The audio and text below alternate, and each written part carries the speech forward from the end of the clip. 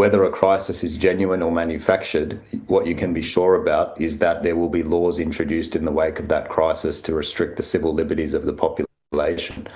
And that's what's happened here. They tried to introduce much more restrictive laws in the first place on hate speech. What they actually did was amend the criminal code.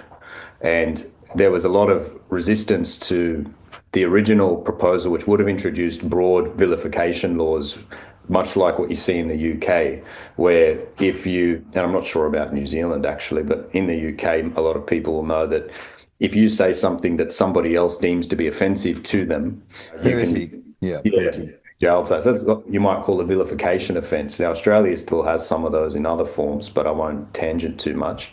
But that got knocked back and the laws were refined.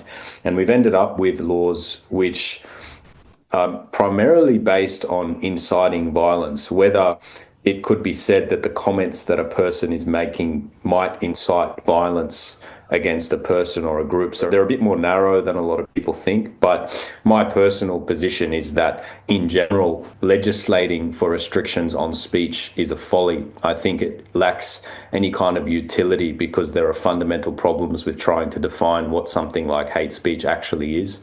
And I think it's dangerous to try to restrict people's speech if you're trying to maintain what we might call principles which come from the Enlightenment, such as tolerant public debate and the ability to inquire into issues irrespective of whether you might offend somebody.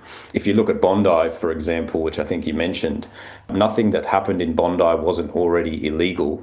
The idea that restricting a fundamental civil liberty like speech for the entire population in order to address isolated incidents of terrorism, if that's what it was, that is, in my opinion, ridiculous.